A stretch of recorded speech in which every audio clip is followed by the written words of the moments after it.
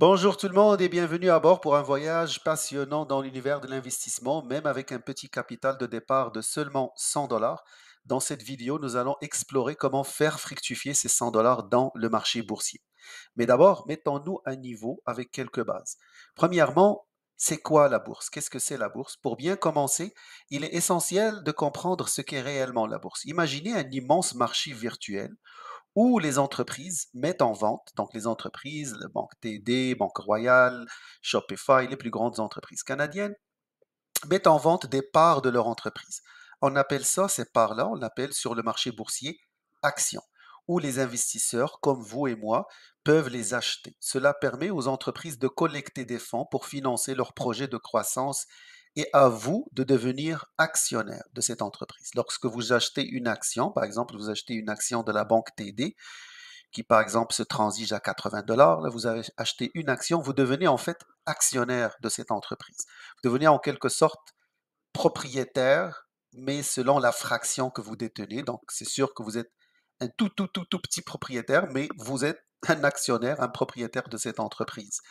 La bourse de Toronto, le TSX, est l'une des plus grandes bourses au Canada. Elle regroupe les entreprises de divers secteurs, notamment les finances, l'énergie, la technologie et bien d'autres. Et pour avoir une idée de sa taille, le TSX regroupe plus de 1500 entreprises avec une capitalisation boursière totale de plusieurs milliards de dollars. Maintenant, ce qu'on a compris, c'est quoi la bourse, puis ça sert à quoi d'être un actionnaire. Est-ce qu'on doit acheter des actions individuelles ou on doit investir dans des fonds négociés en bourse qu'on appelle des FNB? Explorons comment investir nos 100 dollars. L'une des premières décisions, c'est de choisir entre ces deux-là. Une action individuelle, l'achat d'actions individuelles signifie que vous investissez directement dans une entreprise spécifique. Cela peut être excitant, bien évidemment. Il comporte également un risque plus élevé, car le sort de votre investissement est étroitement lié à la performance de cette entreprise. Si vous mettez tous vos œufs dans un seul panier, puis vous investissez dans une entreprise, ben, vous êtes lié à cette entreprise. Et lorsqu'on parle de risque, lorsqu'on est sur une seule titre, sur un seul titre, une seule action, ben, on est dans ce qu'on appelle un risque élevé parce qu'on met tout son argent sur une seule entité. Donc, pour atteindre la diversification, lorsqu'on investit dans les actions, les revues scientifiques parlent normalement qu'il faut dépasser au moins 20 actions différentes. Et dans ces 20 actions-là, il faut s'assurer qu'on ait des secteurs différents pour éviter, par exemple, si vous investissez dans le secteur énergétique, puis là, vous mettez tout votre argent sur 20 actions qui se retrouvent dans le secteur énergétique, c'est sûr que s'il arrive que les prix du pétrole baissent ou la demande mondiale du pétrole baisse, ben, tout votre portfolio va souffrir, toutes les actions que vous détenez. C'est sûr que là, on parle d'un 100 dollars, on ne peut pas acheter 20 actions avec 100 dollars. Donc, avec 100 dollars, on va investir probablement dans une, maximum deux actions. Donc, c'est ça. Donc, c'est sûr qu'on n'aura certainement pas de diversification. Donc, lorsqu'on n'a pas le choix, puis on a juste un 100 dollars, normalement, un fonds négocié en bourse serait une meilleure idée parce que les fonds négociés en bourse sont des paniers d'actions qui représentent un indice, un secteur ou une classe d'actifs spécifiques. Mais ce qui nous intéresse, c'est plus les indiciels parce qu'ils sont très diversifiés. Par exemple, si on prend un ETF ou un FNB, il y a des gens qui l'appellent ETF parce qu'en anglais, c'est Exchange Traded Fund. ETF, c'est plus connu un peu. Mais on va rester dans le français, FNB. Donc, c'est XIU, iShares S&P TSX 60. Il est composé ce que ça veut dire, ce nom-là, iShares TSX, S&P TSX 60, c'est-à-dire que l'émetteur s'appelle iShares. C'est BlackRock dans le fond, c'est l'une des plus grandes entreprises émettrices de fonds au monde. Et BlackRock, ses produits, ça s'appelle iShares. Ça commence par iShares. Puis S&P TSX 60, ça fait référence à l'indice boursier. Et dans ce cas-là, c'est le TSX. La bourse de Toronto, 60, ça veut dire les 60 plus grandes entreprises. Donc, en achetant par exemple un FNB comme XIU, il y en a des centaines, mais j'ai pris celui-là comme exemple. C'est un des plus populaires aussi. Donc, si on investit dans XIU, on est en train, au lieu d'acheter avec notre 100 dollars une ou deux ou trois actions, là, maximum, ben, on va être capable d'acheter un fonds qui s'appelle FNB XIU, puis on pourra, en investissant ce 100 dollars dans XIU, c'est comme on a investi notre 100 dollars dans les 60 plus grandes entreprises canadienne. Donc, vous voyez là l'intérêt, c'est d'être diversifié, c'est d'être sur plusieurs secteurs en même temps, même avec un petit montant, puis c'est ça l'avantage principal des FNB. Donc, vous obtenez instantanément une diversification car vous détenez des parts dans plusieurs entreprises. Cela réduit le risque associé à la détention d'actions individuelles. Donc, juste pour faire bref, les FNB, pour quelqu'un qui va investir juste 100 dollars, c'est sur la diversification automatique. Les faibles frais, normalement, les fonds indiciels sont très faibles parce qu'il n'y a pas vraiment de gestion active. Donc, ils ont un frais faible. Puis les frais, il faut faire attention lorsqu'on investit dans un fonds. Il faut aller voir c'est quoi le ratio de frais de gestion. Puis normalement, si c'est moins de 0,5%, moins de la limite 1%, là, mais normalement, les fonds indiciels, ça ne dépasse même pas 0,10%. Donc, ça, c'est vraiment bon, ça ne dépasse pas 0,1. Donc, c'est quelque chose qu'on veut. On ne veut pas investir pour enrichir quelqu'un d'autre, on veut investir pour s'enrichir nous-mêmes. Il y a aussi la facilité de gestion parce que les FNB, ben, ils se sont transgis en bourse. Donc, vous pouvez acheter, vendre comme on achète une action. Donc, c'est la même chose, ça fonctionne de la même façon. Pour mieux comprendre l'importance des frais, si on investit par exemple un 100 dollars dans un fonds où que le frais de gestion est de 0,10 par exemple, et puis on investit juste 100 dollars, on va rien mettre d'autre, là on va investir juste 100 dollars, ben sur 100 dollars, dans 10 ans, ça devient 196 dollars, donc presque le double dans 10 ans. Comme j'ai dit, on investit juste 100 dollars, on n'a rien investi d'autre, juste le 100 dollars. C'est sûr, si on investit à chaque mois, là, le montant monte très très vite, mais pour prendre l'exemple, pour comprendre l'impact des frais, si on met 100 dollars pour un frais qui est de 0,10, ben, au bout de 10 ans, on est à 196. Le même fonds qui facture 2% par exemple de frais de gestion, ben ce 100 dollars-là, au bout de 10 ans, il est juste 181. Donc c'est ça ce qu'on veut pas. On veut pas perdre de l'argent juste à cause des frais de gestion. Donc essayez de vous limiter le plus possible aux fonds indiciels parce que c'est la meilleure façon de faire. Maintenant, il y a des gens aussi qui souhaitent investir parce qu'ils ont entendu parler de fonds ou d'actions qui donnent des dividendes. Ça, c'est aussi une stratégie. Donc, si vous préférez un flux de revenus mensuel ou trimestriel dans votre compte, les fonds de dividendes sont une option intéressante. Pour la même raison, les fonds de dividendes sont beaucoup plus diversifiés qu'acheter une seule action à dividendes. Puis ces fonds investissent dans des entreprises qui versent régulièrement de dividendes à leurs actionnaires. Donc, en détenant un fonds, par exemple ZDV, BMO, Canadian Dividend ou celui de VDY de Vanguard, euh, ces fonds-là, ben, vous investissez dans un portefeuille, dans un panier de plusieurs actions qui versent des dividendes. Puis en général, ces fonds-là, ils ont déjà fait comme une sélection des titres qui offrent les meilleurs dividendes sans étant parce que lorsqu'on investit sur les dividendes, il faut s'assurer que l'entreprise est capable de grandir, de croître et de payer ce dividende à chaque période parce qu'on ne veut pas investir dans une entreprise qui a un taux de dividende très alléchant, mais qui n'est même pas capable de le payer dans une année. Elle va cesser ou elle va réduire ce dividende-là. Donc, ces fonds-là, normalement, ils ont déjà des analystes qui font des sélections et tout ça. Donc, vous investissez dans des entreprises que quelqu'un a vu déjà qui sont capables de payer ce dividende sur plusieurs années, puis sont capables de les augmenter à chaque année. Maintenant, c'est ça les deux stratégies. Je peux pas vous dire, ça dépend vraiment de votre choix. Si vous voulez y aller comme investissement pour les dividendes, pour gagner des dividendes, si vous voulez avoir un revenu, ou si vous détenez ça dans un compte qui ne va pas vous générer de taxes, par exemple un compte CELI ou quelque chose, ou RER, mais si c'est pas intéressant pour vous les dividendes, ben à ce moment-là, les fonds indiciels sont un bon choix parce que vous allez chercher la croissance. Toujours dans le rendement, il y a la croissance et le dividende. Les deux ensemble, ben, ça donne le rendement total. Donc, ça dépend de notre choix. On peut avoir aussi les deux. Les gens préfèrent les dividendes parce qu'ils voient un peu de l'argent rentrer, puis donc ils disent, oh, ben, j'ai investi, j'ai gagné ça. Donc, c'est aussi une façon aussi de voir les choses. Et si vous avez besoin de ce revenu mensuel pour atteindre, par exemple, la liberté financière, c'est aussi un choix excellent. Maintenant qu'on a compris qu'est-ce qu'on veut investir, on a choisi un fonds FNB à cause du montant 100 dollars, c'est un petit montant, c'est mieux d'être dans un FNB. On a fait le choix, on veut se focuser sur les dividendes ou on veut se concentrer sur la croissance ou on veut avoir les deux. C'est la possibilité aussi d'avoir les deux. on a décidé ces questions-là. Maintenant, c'est comment faire? Je commence par où? Ben, dans le fond, lorsqu'on veut investir dans la bourse, on a besoin d'un intermédiaire. Puis cet intermédiaire peut être votre banque. Donc, peut être votre banque, puis elle va appeler ça plateforme de courtage, par exemple pour Desjardins, ils vont appeler ça Disnat pour Banque nationale, je pense BNCD. Il y a les banques, mais il y a aussi les entreprises qui sont des courtiers indépendants. Par exemple, Wealthsimple, qui est la plus connue.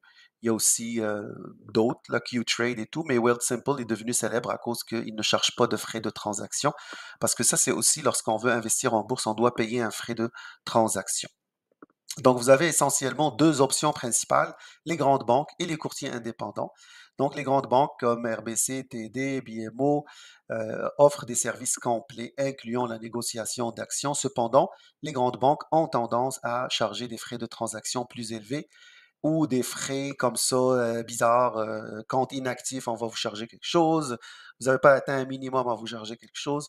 Donc, il y a parfois des choses qui vont aller chercher. Puis, pour un petit investisseur, ça peut jouer, ça peut avoir un impact, ça peut réduire votre rendement.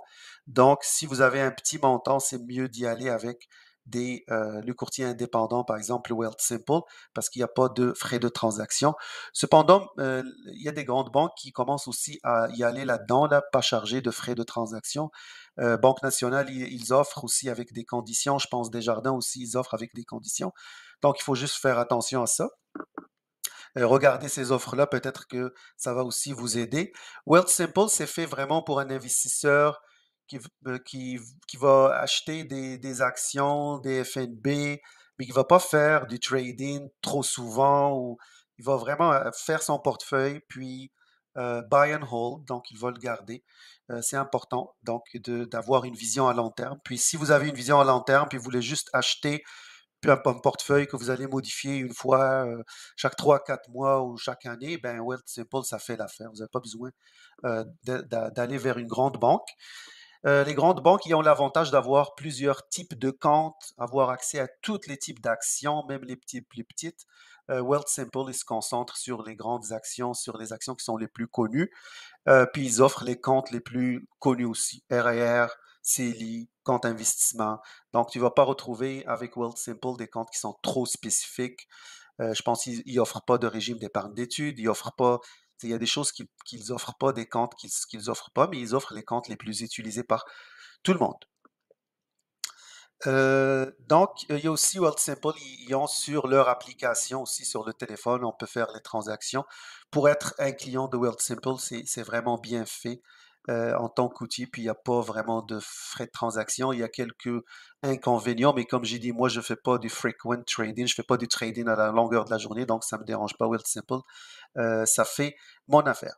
Maintenant, une dernière note lorsqu'on souhaite investir, quelque chose qui est très important qu'on oublie de considérer, c'est qu'un bon investisseur, euh, ça dépend aussi de votre tempérament, de votre façon de réagir au marché boursier.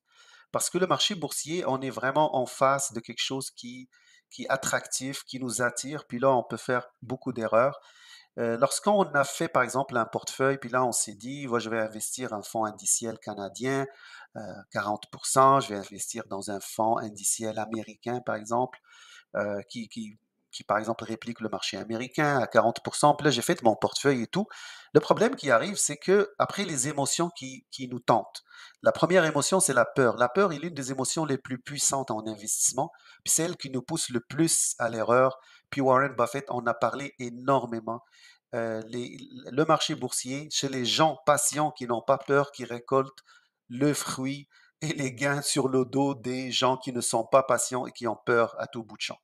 Donc, c'est vraiment la peur. Il faut contrôler sa peur. As fait tes choix, tu as un portefeuille d'investissement, vous avez fait votre analyse, c'est bon, ben, il faut buy and hold. Il ne faut pas commencer à suivre le marché. Puis là, ah, le marché ne va pas bien, je vais vendre. C'est le pire moment de vendre, c'est lorsque le marché ne va pas bien. Donc, c'est des choses qu'il faut garder en tête. La peur, elle vous joue des tours.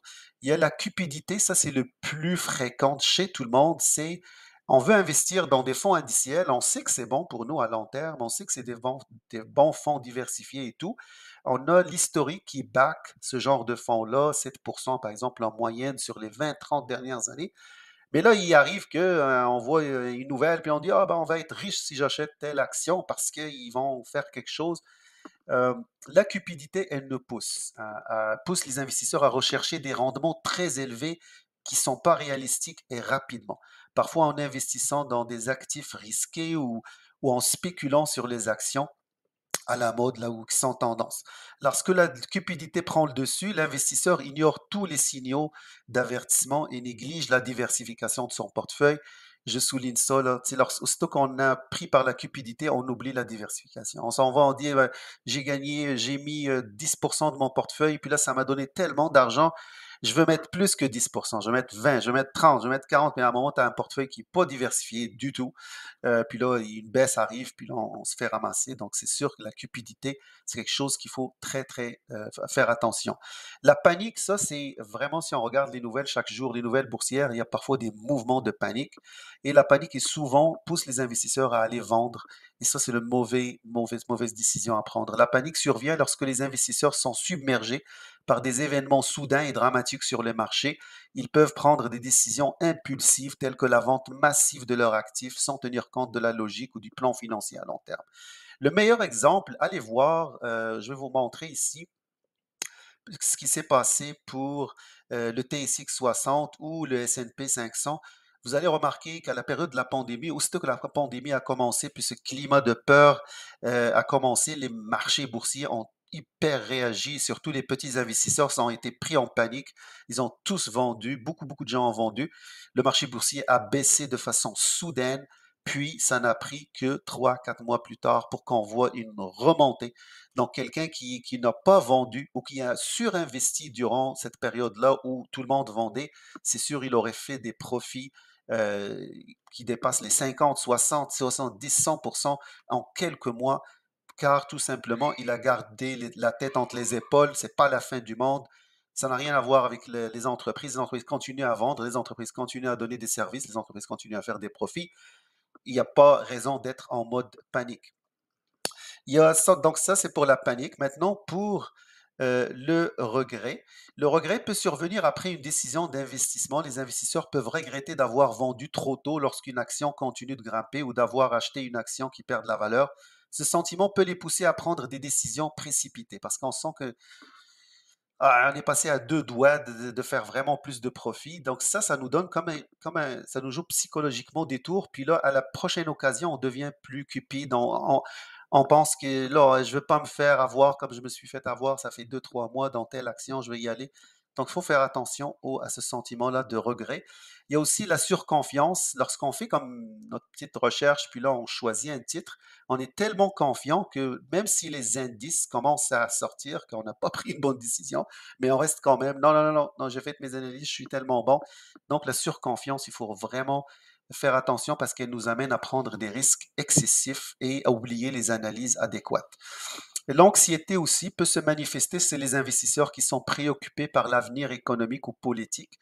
Cela peut les inciter à prendre des décisions basées sur des scénarios catastrophiques qui ne se réalisent pas nécessairement. Donc, on le voit ici, surtout qu'on commence à investir en bourse, YouTube nous cherche, ou Facebook nous sortent des vidéos là, qui prédisent la fin du monde. Il faut faire attention avec ce genre de vidéos-là qui ont, en fin de compte, un seul objectif, vous vendre quelque chose. Donc, c'est ça donc ce sentiment-là d'anxiété, il faut savoir le contrôler, comme d'ailleurs dans la vie personnelle de tout le monde. Donc, pour éviter que ces émotions vous impactent, il faut avoir un plan d'investissement solide, élaborer un plan d'investissement basé sur vos objectifs financiers à long terme et suivez-le en ignorant les fluctuations à court terme du marché.